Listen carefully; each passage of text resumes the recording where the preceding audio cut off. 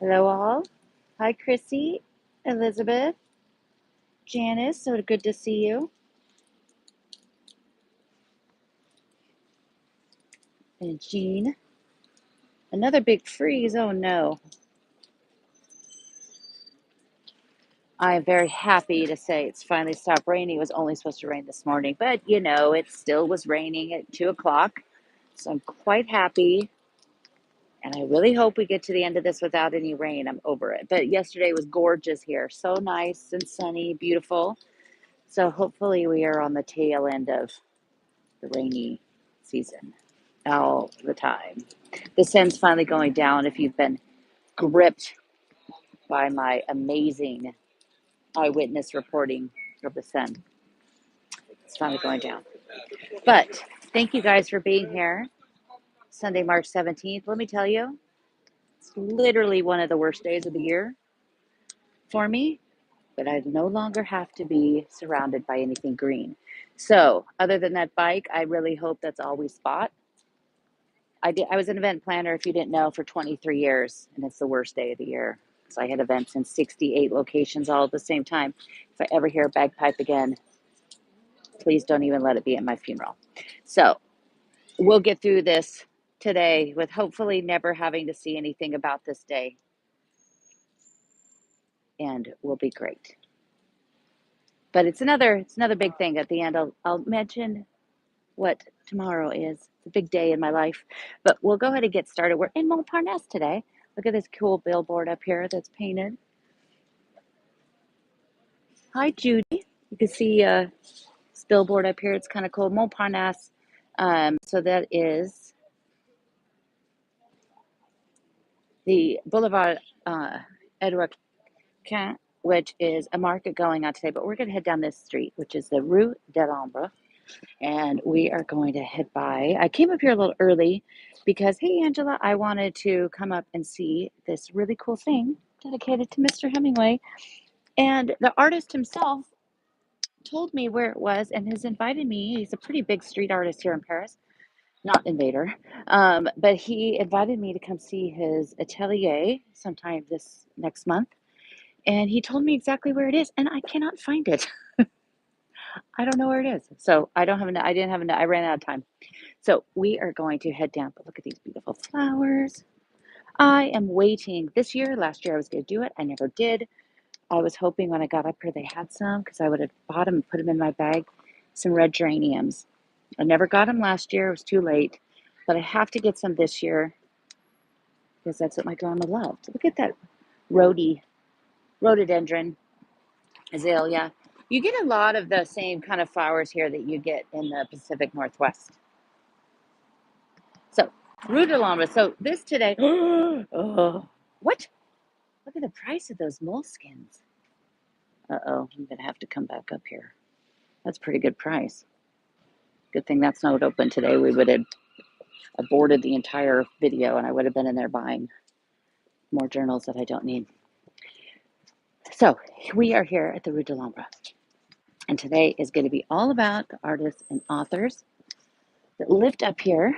And we'll start up here at this hotel, the Hotel de l'Ombre, which is here at number 35. And this is where Gauguin came and stayed in 1891. They have a couple plaques over there. Gauguin came. André Breton, also, the writer, also lived here.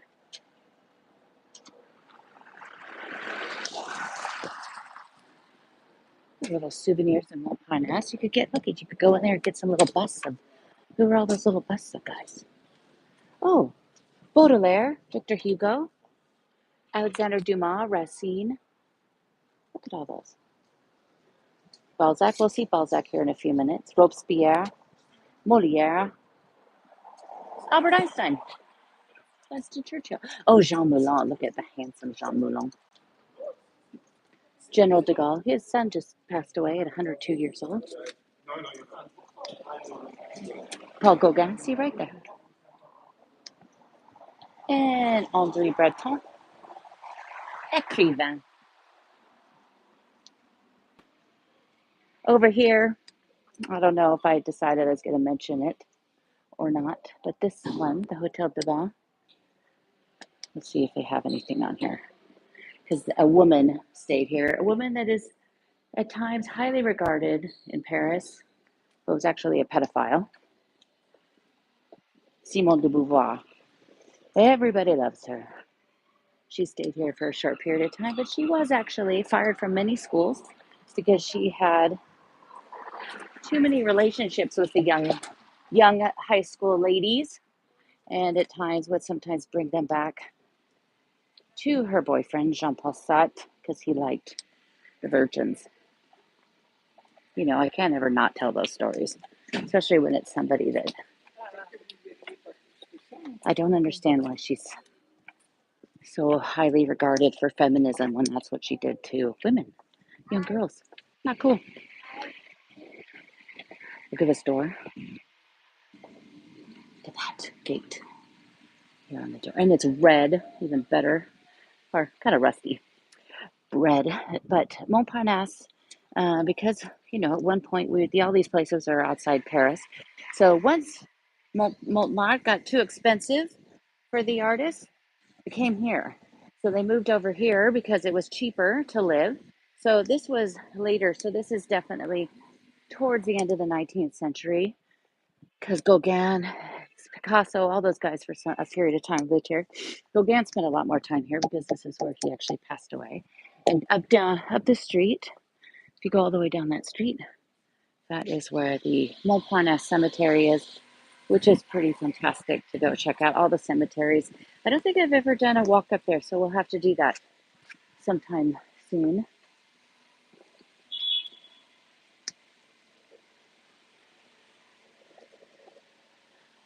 And there's a great little passageway. I'm thinking that maybe the Hemingway's at the other end of that because he said it was on Boulevard Montparnasse. But I won't take you guys through there because I'm afraid. I'm afraid I'll lose you, but maybe we'll try to walk to that other side.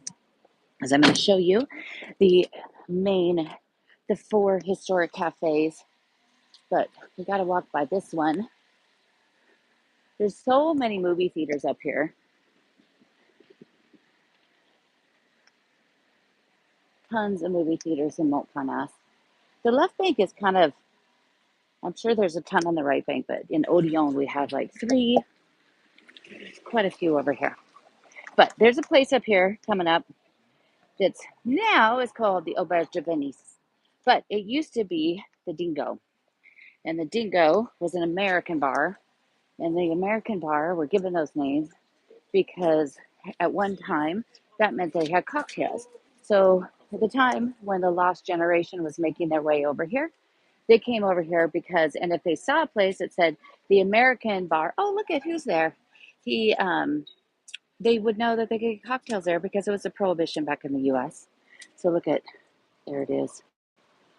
It is funny that they always use these very, very old photos of him to show Paris, but he was much younger when he lived there. But look, Nobel Prize in Literature. You know, he didn't go to accept that. He didn't want to go. But it is one of the times that you could actually hear a recording of his voice. But this is where it was. Oh, look, Harriet and oh, the cocktails at Ernest Hemingway. Irish coffee, Ernest Hemingway. I better come in and get one of those. Not today. Not on this day. But the Dingo. So it's a Dingo bar. So here is where he wrote. This is where he met F. Scott Fitzgerald. And there is a plaque in there as well. Kind of hard to see. There's people right here in the front, so I can't really kind of see it. These people aren't moving. But it was here that he finally met F. Scott Fitzgerald. So he came in here in April 1925 and met F. Scott Fitzgerald and Zelda. And Zelda was never a fan. But it was also there that Hemingway danced with Josephine Baker. Oh, it always really smells. Oof, really bad right here because of this. But look at these great tiles. But that is where he danced with Josephine Baker. And he said that she was dancing in just her fur coat. And she told him afterwards she wasn't wearing anything underneath it. Josephine, love her. So you have four major restaurants up here. And now They're all much more expensive than they were at the time. But you have the first one we'll walk past is the Dome. And so the Dome, hi, there we are. Hey. The Dome is the place to come if you want a seafood tower. If Catherine's watching, I know she's in, oh, the menu Ernest. It's kind of up here and on the left bank in general. It's kind of like going to Washington, D.C. and everything, everywhere you go, it says, George Washington slept here. It's kind of a little bit like that here. And just today, somebody was telling me that they'd gone to Cafe de Flore because that's where Hemingway, that was his favorite. Well, really, it was the Leap. So he never really liked to go where everybody else was. But the Dome is really cool. The Dome was opened in 1898, and it's originally had the cafe of the Auvergne region. Now it's seafood, and if you go in there, they have a lot of really cool black and white photos on the walls. Only one that has Hemingway in it, but lots of old stars, French stars, American stars. And then the next one coming up Coupa, and that is one that too was Josephine made quite famous when she came here. That was open December 20th, 1927. And the night it opened, it had a massive party. And they say that they went through 12,000 bottles of champagne. It might be like the Moulin Rouge, where they say they go through more champagne than anybody else in the world, but they're actually splits. So they're the little tiny bottles. I think maybe, hopefully that has an asterisk on it and says, that what the size of those bottles are. But the cupola is really amazing inside. It was two guys that actually worked at the Dome, and they decided to open their own restaurant. And underneath here had been a coal quarry, and so it was underneath here they had taken out coal and limestone to build Paris. And so when they created this, they had to add some huge, massive pillars in here. I think maybe this is where that box is. They had to put these massive pillars in there, and I don't want to disturb anybody, but let's see if I can kind of show you from the window. Oh, there's people sitting here. But they have 32 pillars in there. And then at the time, they asked the artists if they wanted to paint them. And so the artists at the time painted them. And those artists included Picasso and Brock and all these other guys. And when they painted them, they basically said, okay, if you paint these, we'll give you free food and drink. And they realized later that was probably a bad idea because those guys drank and ate a lot. And so they had created all of those amazing pillars. But sadly, guess what? None of them remain. They were all destroyed. Okay, hang on here. So the picture, I thought maybe it'd be here because in the picture with the Hemingway thing, it's painted on a box, and in the background is a Chinese restaurant, and it looks like it's right at a entrance like this, but that's not it. Well, I'll come up another day and come up and then buy flowers. So we're gonna head over across the way, but you gotta come. I think I kind of think of the ones that are here. I kind of like the Rodan, but my grandparents did come here and they brought back a little Limoges espresso cup, and I still have it. I didn't move it over here yet, but I do still have it, and hopefully I'll get it over here when I get my bigger apartment. So I have a little bit more space, but it is pretty cool. But this was, they had the party that they had, so that went the next morning until 10 a.m. and people were rolling out of here drunk as a skunk. But it is pretty cool. I like, Montparnasse. It's never really on a lot of must-see tourist lists. So, you do get a mix. But here, the select, you get a lot of locals, a lot of French people come. You don't get a ton of, it's definitely not a first timers coming to Paris that they're coming to up here to the Rotund or the Select. You kind of really have to be aware of the history and want to come and check it out. But the Select is another one. Select opened in 1924. And so they are celebrating their big 100th anniversary this year. And they've actually reached out to me to ask me if I could help them be a part of that. Not as an event planner, because no siree, but I think I'm going to help them with some of the history and stuff. So, but here it is. Select. So they're all right across from each other. And this is where all of the writers, but see up there, you see Bar Americain. So that is, now you know, because it's about the cocktails. And then we have the relay here. And this is, if you want steak frites. I have actually done this twice, and it's actually really good. I kind of avoided it for a long time, thinking it was really touristy, but I went, and it's actually really delicious. And how cute is this place? I love all the little lanterns. But so this one, the last of our four, is the Rotund. And do you know who is favorite? This is his favorite place. He's really handsome.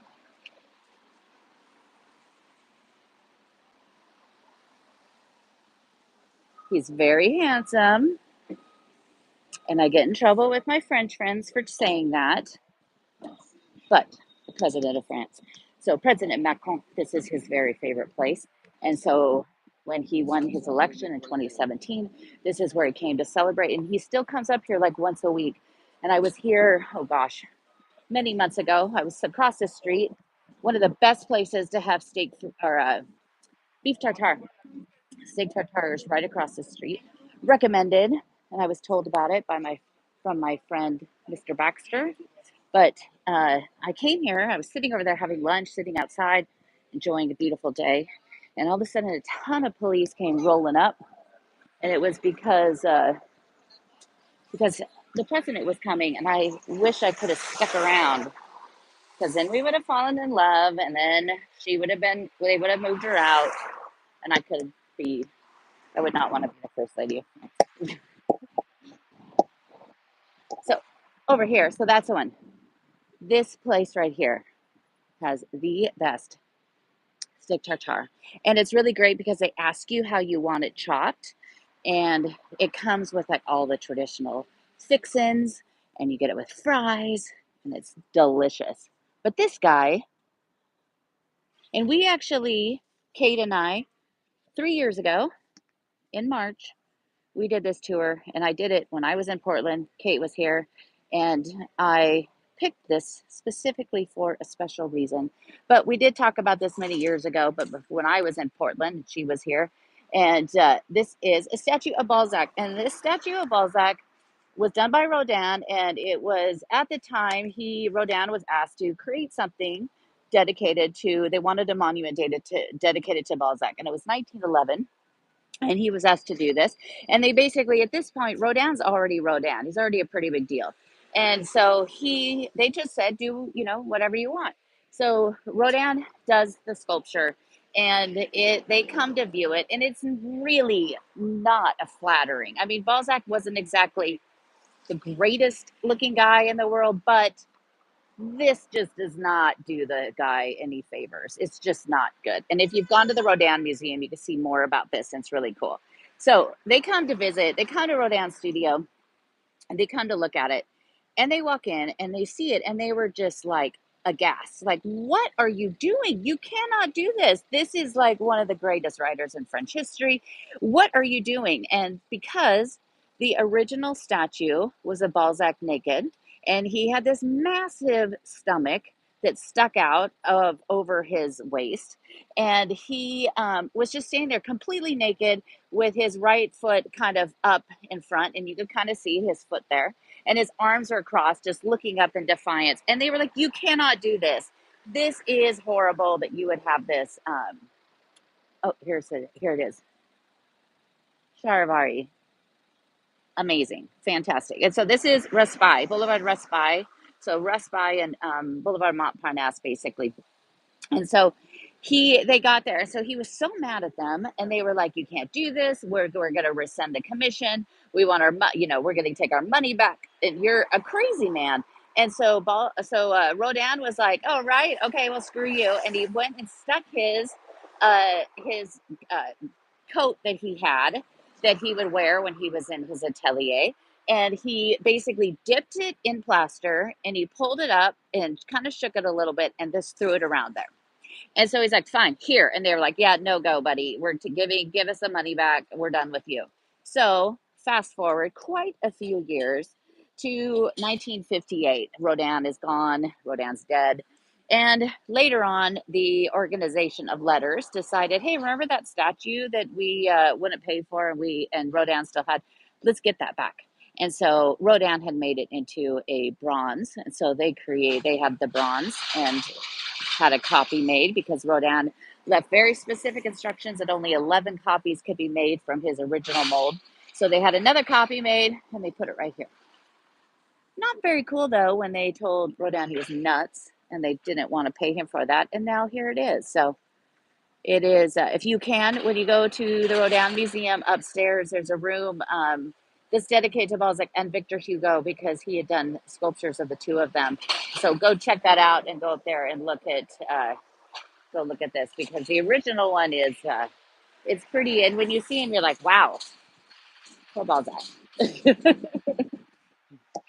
He just was not the nicest to him, giving him the most flattering rendering that he possibly could. But look at how great the dome is. And so when they were doing some of the many protests that they've had over time, about a year ago, they actually lit that awning on fire of the Rotan. But luckily, it's fine now. So we're going to head out around the park. At least it's not too cold today. So there's another little place. I got to come back up here and find him and then come here because I think normally these guys have geraniums for my window.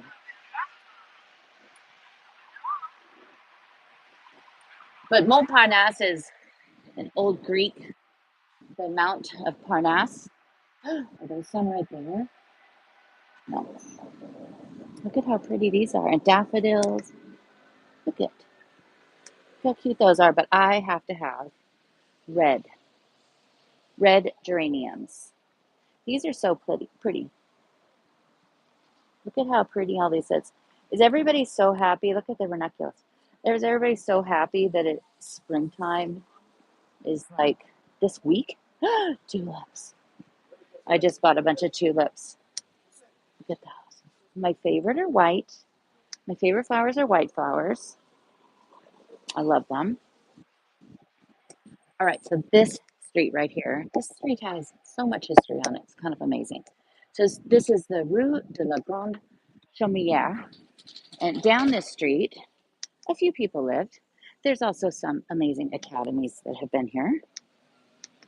And right here on this corner behind us, so basically right here on this corner, this is where, starting in 1880 until 1900, is where they would hold a model market. And so it was for 16 to 20-year-old girls. And they would come here and the artists, because you had so many art schools out over here, the girls would come here and the artists would come out and check the girls out to see who they wanted for their models. And this was a lot of these models were dancers and gymnasts. And if you remember listening to our very first podcast episode, number one, back 4 years ago about Suzanne Valadon, that's what she did. And she had gone to the model market that was in Montmartre. So when this one stopped in 1900, it moved up to Montparnasse or to Montmartre, and they would wait there to find an artist. So on this street here, as they're on the corner,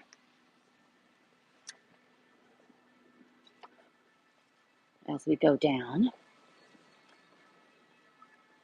but up here at the academy, so there's two academies on this street. And this one, sure no, I'm not going to get hit. So this one was founded in 1904, and Antoine Bourdelle, I don't know, a lot of times his grandson is watching, or he watches later. So if you're watching, hello. It's under construction, but look at all the other ones that were studied here. Zakin, Pierre Jerome, Yves Boyer. So, and it's still, what's awesome is it is still an academy today. And so there was on this street, and these ones are really open to having women. So look at this life walk-in class. You just go in there without a teacher and just start. How amazing is that? Okay, maybe I need to take. I mean, I'm not going to be the one that's going to come up here and paint, but I wish I could do that. But it's just painting or drawing. I could draw an Eiffel Tower. That's it. So then we go down here just a little bit further. A la Villa des Artistes. So come up here, and I love this the sign here. And I love when they paint these. But down here, this one at number 8. So this is where Gauguin lived, but it's also where Modigliani lived and where Modigliani died. So Modigliani, he died here on January 24th, 1920. He was only 36 years old, the magic number, 36 and 37. It's always the magic number. Let me get on the street. 37 is the magic number for artists to die. But this is where, check this out, it's a pretty high building too. This is where he first moved here, 1894. Then he moved back here later, and then in 1917, and he came here with his girlfriend, Jean Hébertin, and she was pregnant. She had one child, but he was he just used drugs and he was a drinker. And there is a movie, it's, I think, maybe from the 90s, 80s, 90s, where Andy Garcia plays Modigliani. And Modigliani and Picasso had kind of a little battle um, with each other. I just can't stay out of the way here. But they had a little bit of a battle. And so he was living here. And so this is where he got really sick. He ended up, his friends came over and found him completely like out cold, took him to the hospital, and on January 24th, he died. Now, Jean was also, she was a model, but she was also an artist herself. We don't actually have a lot of what she did, but she was an artist herself, and she was pregnant at the time. She was about 8 months pregnant, and she was so distraught. Her parents were very, very Catholic. Modigliani was Jewish. They were not happy with their union together, and just they basically threatened that we'll cut you off, we'll give you nothing. At one point, she went back to her parents and took their daughter, and her daughter, they went back there, and then they tried to control and say you can't see him, and then she said forget this, and she went and she moved in with Modigliani. But after he died, after he had gone to the hospital and died, she went to her parents' house, which was also here in the 14th, and she ended up jumping out the window and killing herself. So she died on January 25th, 1920. When she died, she jumped out the window and she was laying on the street, and her parents just left her there, and some of their friends came and found her and picked her up and brought her back here to the apartment. They brought her back to the apartment, and then they ended up putting her here in this art school. So there's another art school that was here that she would study, and that's where she met Modigliani. And so she was taken here until they could come and take her to the morgue. Her parents later buried her, but they refused to bury her with Modigliani. And it took until many, many years later that they finally, after her parents died, that they took her body. Her daughter ended up doing it and burying her with Modigliani.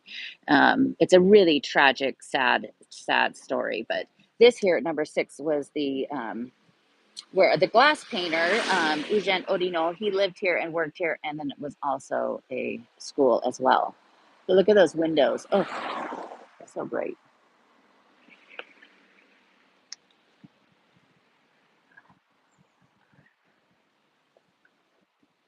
Look at that rounded window way back in there.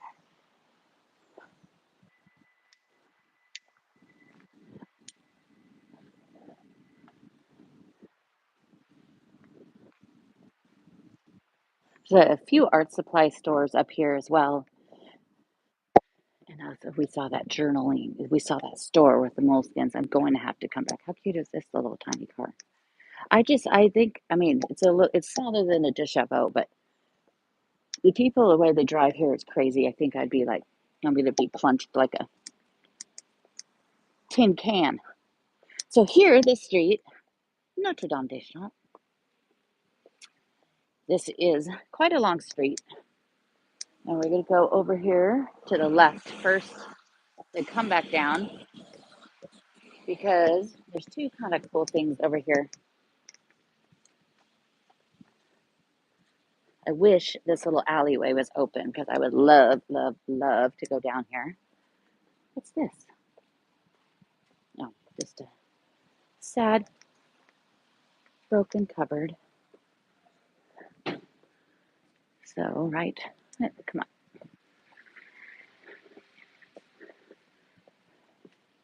So here at number 73, the building on the left of the gate is where a German art dealer lived. And this German art dealer's name was Wilhelm Ugi. He moved here to France in 1904. And in 1908, he was living here and he became kind of one of the main art dealers of Picasso and Braque. He later started creating the naive painters, including Henri Rousseau, who I just love. He was the one that was also the tax agent that worked at one of the walls around the city. So when you came into the city, you had to pay a tax. He just kind of self-taught himself how to paint. And Picasso discovered one of his canvases because he was so poor that he would paint on a canvas and then he would take it back to the store and give it to them because then they would resell those a lot of times and they would trade him for a new one. And so Picasso went in there one day to get some canvases and came across this painting and said, who did this? And they told him. And so he's like, I have to get in touch with him. And so he did and threw him a big party at the Bateau Lavoir that was in Montmartre. And he ended up because it's still they still talk about this as like the party of the time. Gertrude Stein was there, her brother was there, Max, Jacob, Apollinaire, everybody, and it was like the party. And so that's kind of how he made Henri Rousseau famous. And you can find some of his paintings in the Orsay. But when Willem lived here in World War One, because he was German, the French took all of his art that he had there. And so in 1920, they sold it at auction. And so he kind of went into hiding and wasn't able to get it back. And so he lived here. So, not only, were the Germans doing some things, but he was here and the French were like, you're German, you're here, we get to take everything you have. So kind of a sad story because then he ended up being the, like one of the preeminent dealers of Raoul Dufy and also Robert Delaunay. And we've done an episode about his wife, Sonia Delaunay, who is also an amazing artist of her own. So here at number 75, down this beautiful gate, look at all that, love that ironwork up there. So if we could get in here, I got to come down during the week to try to push the buttons. So there you see those urns up there on the top of the pedestals. That is where the artist William Bouguereau lived, and he lived there in 1867 and had a neoclassical. See that building there? This one with the lantern. Look at how gorgeous that is. He had that massive house built, 1867, and he is kind of the last of the academic period of painting. Je ne sais pas. Désolé. I was wondering if the parking's free today. So he is kind of the last of the academic period, and he has some paintings in Orsay, and he has this one that I absolutely love. And sometimes when I tell people that I love that painting, they look at me like I'm crazy because it's of Dante and Virgil, and it's there's the rings of hell, and so it's two men, and one man they're like completely naked, and one man is like biting the neck of the other one, killing him, but take away the subject matter and just look at it because the way he painted it and just even like it's like looking at Michelangelo's David and you see the hand and you see the tendon in his hand that he's holding the rock. It's just absolutely stunning to see this painting. It's absolutely gorgeous. And he did a lot of paintings of that kind, but very much the last of the academic period. So it's kind of that's the period that's kind of right after the Louvre ends and the Orsay starts. So if you go in there, Then you go on the lower level. Um, as you come in and you're walking through the sculptures, take the first room on your right. Those three rooms are basically follow to where the Louvre ends and the Orsay begins, which they're going to start a massive renovation in 2025. They will have some rolling closures of that. So they haven't announced when or what those are. Look at how nice this is. When or what those are, but they will be closing and from time to time, um, as will the Pompidou for like 5 years. We could sneak in after that guy. So I love this building up here. And I haven't been able to find a whole lot about it. I've looked many times, but wait till you see this facade. Hey, the lady has a Trader Joe bag. She's not from around here. I can hear her speaking French though. Where'd she get a Trader Joe bag?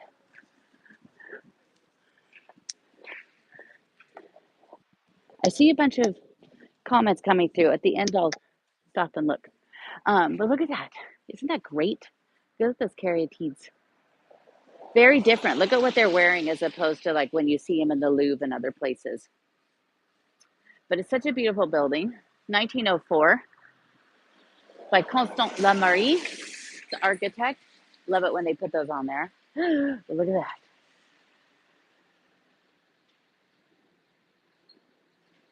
So fantastic. And we'll head down here.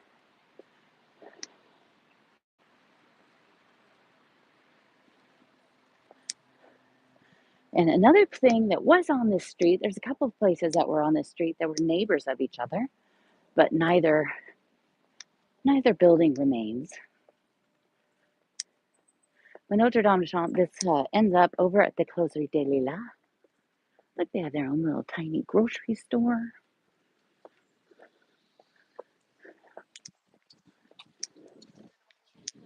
It's really not too bad out right now. I'm very happy it's not raining or cold. Look at that beautiful building back there.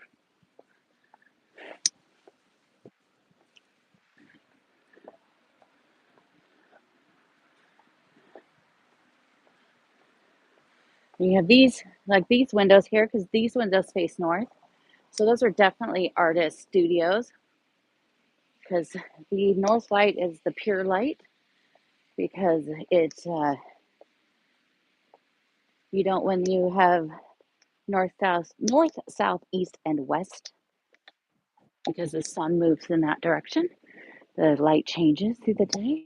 So if you have an artist studio, you want the north light. My windows face south, so when I'm sitting at my desk, it's really great this time of the year when the sun's coming in. But sometimes it starts to hit right in my eyes and I can't see my computer. We're getting closer. So down this street, you have Whistler lived on this street. John Singer Sargent lived on this street. And right about here, this next building,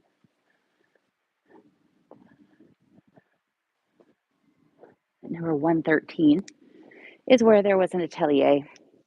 And the atelier, or 117, was for Alfred Boucher. And Alfred Boucher, he would teach young girls how to sculpt. And so one very special young girl came in there. She lived just down the street at number 86. And so she came here to take some classes. And that young girl was Camille Claudel, who I love. And Camille Claudel, speaking of Rodan, had come here, and Boucher ended up winning the Prix de Rome. And so he was sent off to Rome. So he asked his friend Rodan to come over and take over and teach these young girls how to paint or to sculpt. And that's how Rodan and Camille Claudel met. So that was at 113 or 117, but at 113. So what would be behind this building that's covered in scaffolding is where on February 8th, 1924, Mr. Hemingway and Hadley moved back to Paris with Jack Bumby, and there was a sawmill here. So they had an apartment that was over the sawmill, bigger, a little bit bigger than the one they had on Carnet Lemoine, but it was a lot noisier. And so this is where they were living. This is also where they were living when Pauline met them and kind of put her claws and staked her claim onto Hemingway. And they had gone down, they went down the south of France and then they went to Spain. And then on the way back, that's when Hadley said, when we get back, we are going to separate. So she stayed nearby at a hotel where that spot was, is down the street and around the corner. And then he also stayed really close to the Montparnasse cemetery in Murphy's studio. And then they really never together came back here. But they were living here.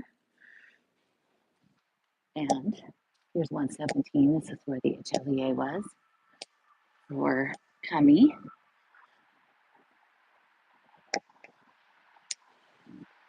It smells like somebody's doing laundry here.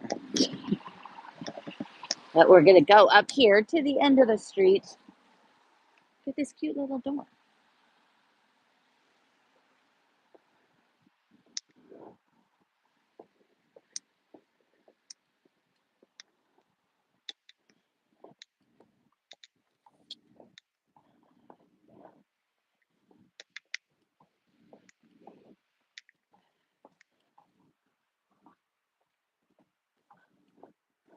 Look at those railings and those windows up there. Montparnasse is interesting because you do have a lot of these very old buildings, and then you have newer buildings. Like this is kind of what you see in Montmartre, that kind of stone. And then definitely some Haussmannian style, Second Empire style. Look at how great this one is with that little entrance. This is what you would see closer to like Parc Monceau. You see a lot of these kind of, look at that great with that tile, the turquoise and blue tile. Love that. But Hemingway would walk down here because he'd go and hang out at the end of the street at Closerie des Lilas, which we could check on the lilacs. I think it's way too early. I think that's usually more in April. Check on the lilacs and see how those are coming along over here. Because when those are bloomed, the lilas, oh, it's heavenly, heavenly, heavenly.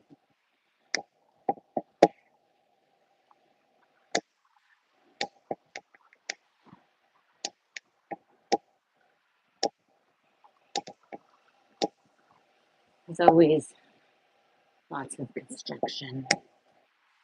There's lots of construction in general here right now. It's not all because of the Olympics. Everybody's chalking everything up to the Olympics, but it's not. It's also typical Paris. So here's Closerie les Lilas. So this is where Hemingway would come. He'd sit outside, and they have a plaque on the bar saying this is where he sat. And I was in here one day with a friend when the maitre d' came in and showed somebody, and I was like, yeah, no, actually he sat outside.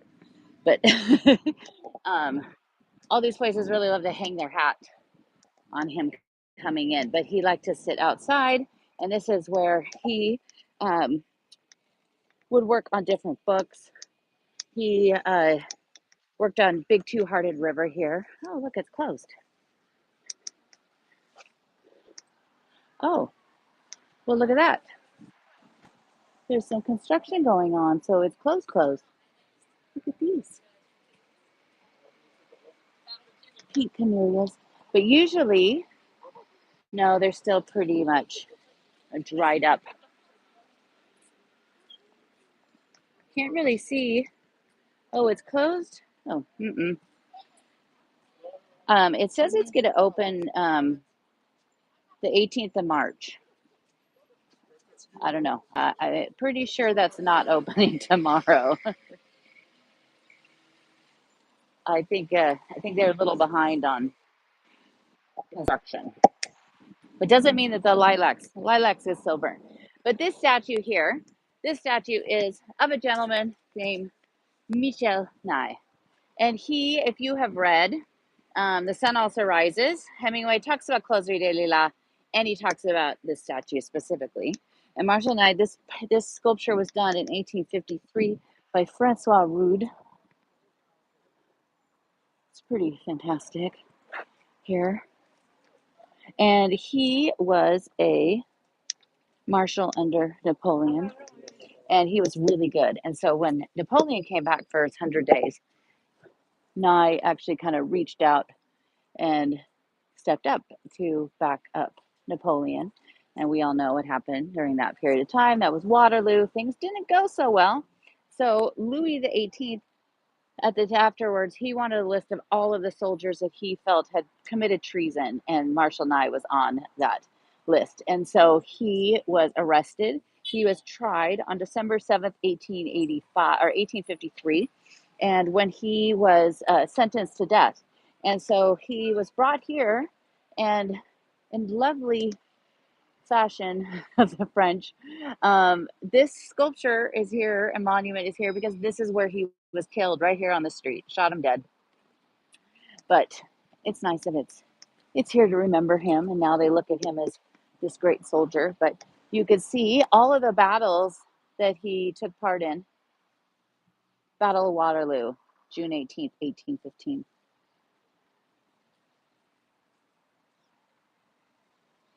I wonder if he's you guys seen the Napoleon movie? I think it's on Apple now. Saw it in the theater right after it came out. I bet he's a character in it. I need to rewatch it, but I bet he is in the movie. But the 100 days when he comes back isn't focused on a lot in the movie. Just don't get when that movie came out. If we were with French people around New Year's on Ile de Ré, I was the only American, and it was all French people, and they went on for 2 hours about the movie, complaining about it. But I had to say, I don't think it was made for French. It's definitely made for an American audience. And you know me, I'm a stickler for the historical facts. I don't like it when you get them wrong. But you also can't encapsulate the life of Napoleon into 2 hours and 20 minutes. But he apparently had about 2 extra hours of footage about Josephine, and the actress Vanessa Kirby that played her, that also played Princess Margaret in The Crown. She was amazing.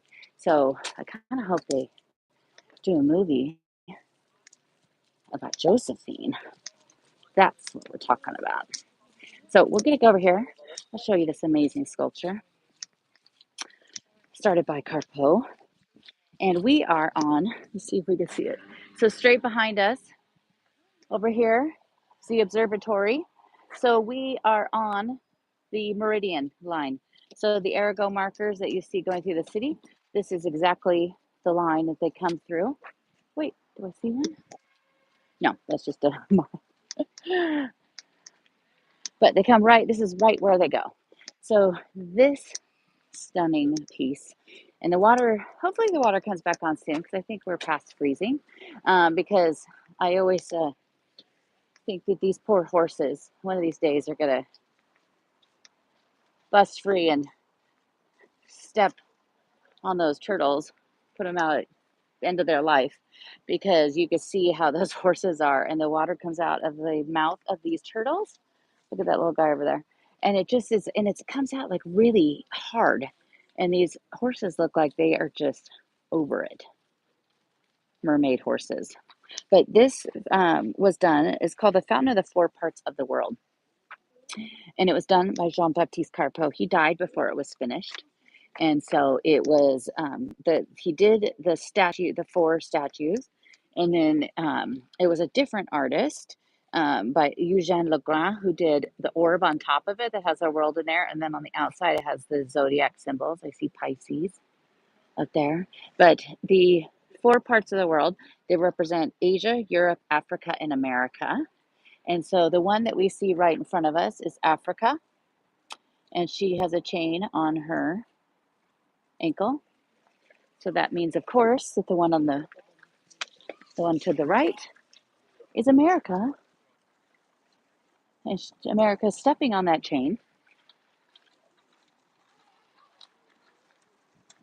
Not great. Not great. Let's see if we can get around to this side.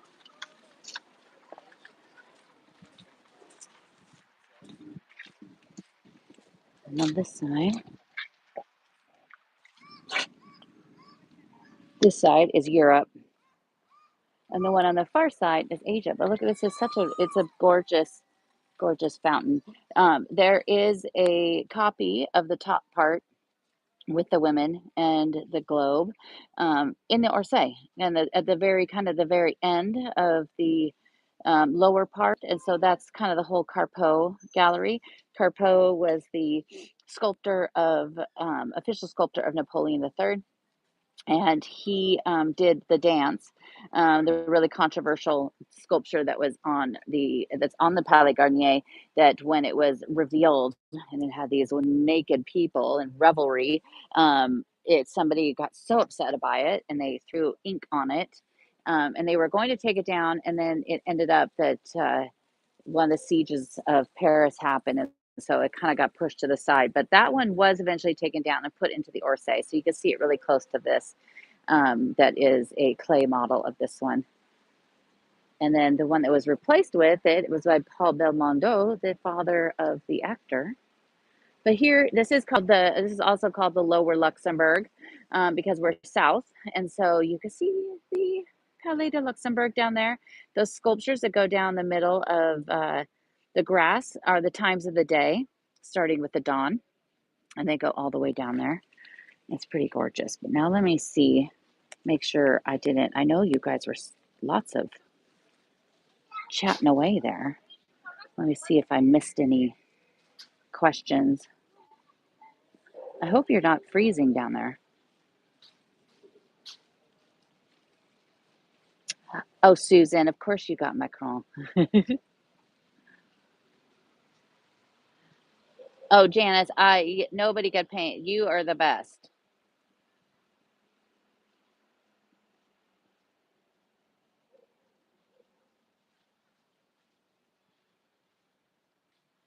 Peg, I don't know if they did. I mean, I've shared a ton of things about it, and you do kind of have to. What was it? I was looking at some woman wrote this book. I think she was actually from Portland, Oregon, and she did kind of a Where's Hemingway, and I had purchased it and looked at it, and some of it was wrong. And I've read other books where, it's not very hard to find the address of, 72 Cardinal Lemoine. It's pretty easy to find that information online, and it was some of the things I read, they don't even have the right number, or they don't have the right street, or they have the wrong dates.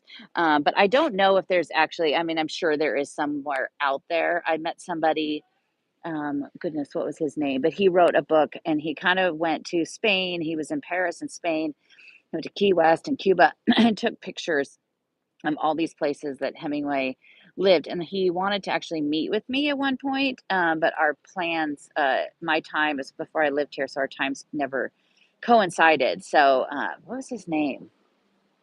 I don't remember, but yeah, I'm sure there's something. You could always just come here and book a Hemingway tour, and I could show you. It kind of covers a lot, and it's pretty much always in the left bank. The right bank is not as much. I mean, there's the Cafe de la Paix, where they went on Christmas, their first year here, 1921, and then of course the Bar Hemingway. But the Bar Hemingway he never really went to. He went to the bar that was across from that. It was actually the Ritz Bar, which is now a pastry counter. But the Bar Hemingway, it wasn't a place he went, because it was a ladies' lounge. It was a ladies' bar. And that's why when you go and you have a drink as a woman, you get a flower in your drink, because they're giving you a little nod to that history of when it belonged to the ladies. But there we go. So you can see the trees are still pretty bare here, but we do have some flowers coming up. But we'll do one hopefully maybe next week. I don't think a lot of things will be in bloom much, but we'll do come up here when everything's in bloom too. But I will have another walk next week. Thank you, Cheryl. But we on April 14th, I'm going to do a walk around Notre Dame again, because even more of the spire showing, and more is going to happen for sure in the next 3 weeks, almost 4 weeks. But it'll be the 5 year anniversary is April 15th 2019. And so Sunday is April 14th. And so I will do another walk around Notre Dame, give you guys some updates and some stuff. It's so amazing to get to see that. But I wanted to do this one today because on March 7th, 2021 is the last time we did this walk with Kate, as I was saying. And I remember it was like such a great walk and such a beautiful day and it was so much fun. But at that time, I wasn't feeling so good. I was starting to feel really weird. And a few days later, I started to get very, very sick. So tomorrow, March 18th, is my 3-year cancerversary, I call it. So it's the 3-year anniversary of the day I was told I have cancer, leukemia. I still have it. I will always have it, except for the doctors here are a little bit different. And so I'm getting into that here. But what's great is in Paris, in France, everything I have to do for my treatment is 100% covered. Every single part of it. Doctor visits, blood tests, medication, everything. It's not that way in the US. So, but they also have a different way of looking at it. My doctor in the US said, you never go into remission. The doctor here said, that's not exactly true. So we'll see what happens. But I am very happy that 3 years ago, right now, I was so sick I could not walk. I could barely breathe. And now I'm here. Now I live in Paris, and it was my dream to be here. And so it's pretty great to be here. Tomorrow, I don't get to really celebrate because I have to go into my day 2 of these insanely, insanely boring civic lessons I have to go to. And luckily tomorrow and last week was on Zoom, but then the fourth week I have to go to the 19th. But it just basically tells you this one is hopefully is supposed to be about history and culture. So I'm super excited about that if it is, because the last week was horrific. It was about the government and they didn't really tell me anything I didn't know. And then it was like 3 hours of about parenting, which is not something I'm ever going to have to worry about, thankfully. Like, no, thank you. I don't need to know about it. I don't really, whoever, whatever. I don't need to know about who has more rights, the mother or the father. Spoiler alert, they both have the rights. But hopefully, but you have to stay on it. You have to be on the Zoom camera and your volume has to be up at all times. And you can't move away. So even if you want more water, you have to go to the bathroom. You have to wait till they give us a break. So I just really hope that it goes. Last week there was always one person in there that has all the questions, and she kept us in there, so we were there till 5:30 on Zoom when we should have been done at like 4:30. So that's what I get to do tomorrow to celebrate, but maybe tomorrow night I'll do something. But thank you guys so much for joining me and supporting and always being here and reading the newsletter.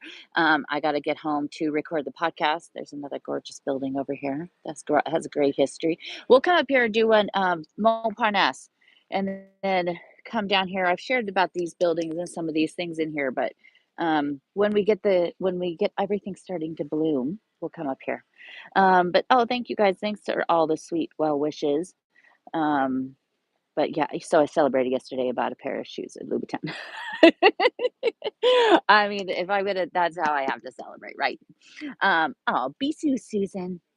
But thank you guys, Angela. Thank you everybody for watching and your sweet wishes. And I will see you next Sunday. We don't change our clock for 2 more weeks. So we don't change it until Easter Sunday. And so then we'll go back to doing it. So it's 7 a.m. East or West Coast and 10 a.m. East Coast. I think that actually works better for everybody. So I will see you guys next Sunday. Listen to the podcast tomorrow. It's going to be about the crown of thorns. So it's going to be the crown of thorns, and it's really fascinating. I did a newsletter about it a couple weeks, but this one I go into even more in depth and also talk about how it is portrayed in art in some places you could see it. So give it a listen tomorrow, and I will talk to you guys all soon. Thank you. Have a great rest of your day.